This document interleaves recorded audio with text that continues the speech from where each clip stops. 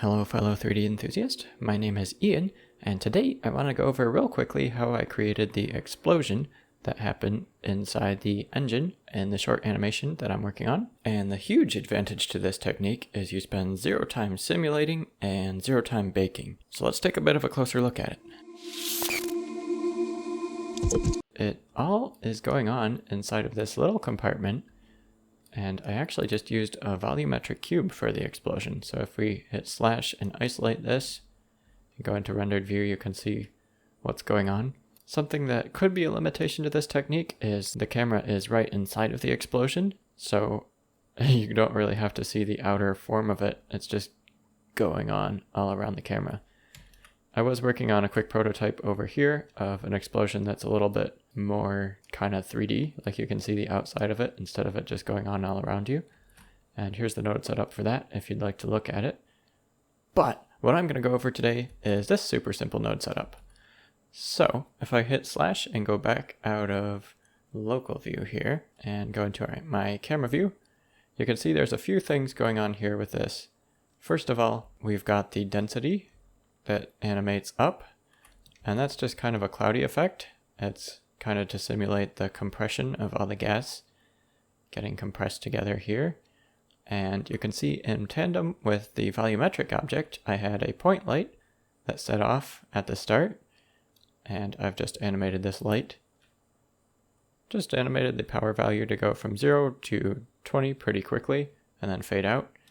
And then right after that, you can see our volumetric object here fades in.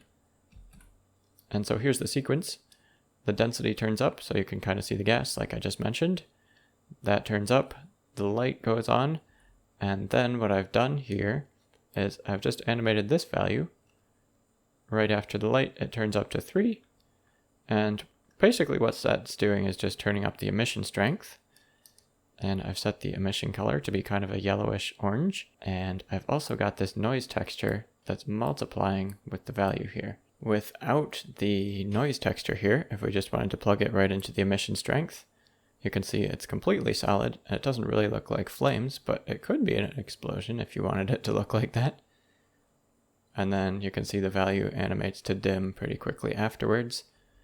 And the density of the exhaust is still pretty high. And then I slowly animate it down as this other little slot opens up down the exhaust pipe. But the effect we have if we just plug the noise texture into the emission strength, let's hit slash once again to isolate it, it's just kind of a cloudy effect.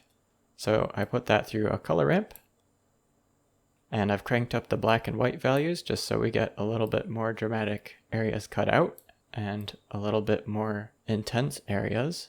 And then once again, like I said, basically this value is an on-off switch. So when we plug that in and the value is 0, and we actually connect that to the emission strength here, you can see there's nothing there.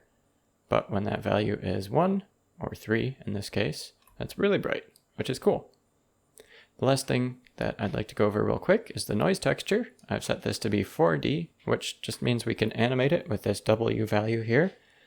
And you can't really see that super well, especially from the camera view, but this is a moving and animated texture. And I've also turned up the distortion a little bit as time goes on. So yeah, that is the basics of this. It's basically just a block that turns on really quickly, and it's got some cool noise texture to it and a bit of density to it.